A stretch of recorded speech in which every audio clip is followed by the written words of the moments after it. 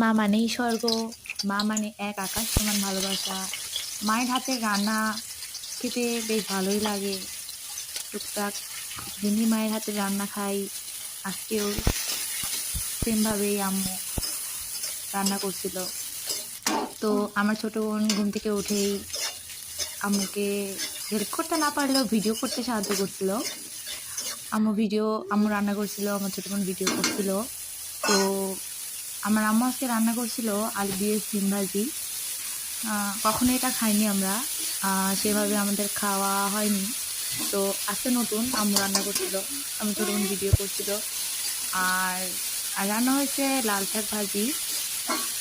তো মোটামুটি দুটো তরকারি ছিল, বেগুন ভর্তা।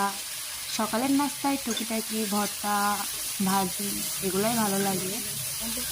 আর আশা করি ভিডিওটা প্রথম আপনারা সবাই দেখবেন, কেউ এগিয়ে যাবেন না। আর আমার আম্মুর জন্য দোয়া করবেন সবাই।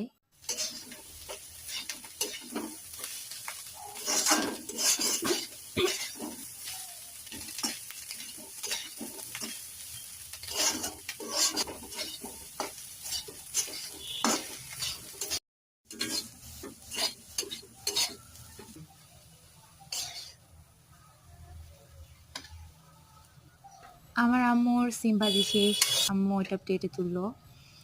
তো এই ছিল আম্মুর রান্নার শেষে। এখনও রয়েছে, আম্মু এখনও লাল শাক ভাজি করবে, ভাজিটা কমপ্লিট হয়নি, আম্মু করবে ভাজিটা।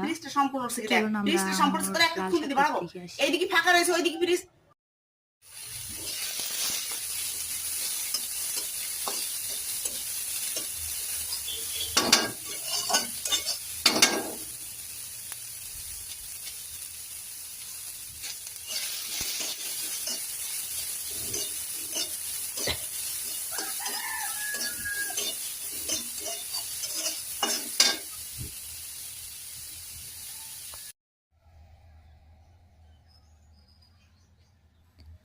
এখানে আম্মু লাল শাক কাটাকুটি করতেছিল। সব শেষে আম্মু শুরু করে দিল লাল শাক রান্না করা। ওই যে বললাম, আম্মুর হাতে রান্না মানে অনেক অনেক ভালোবাসা দিয়ে অনেক যত্ন সহকারে রান্না করা। আমার আম্মু রান্না যখন করে অনেক যত্ন সহকারে করে।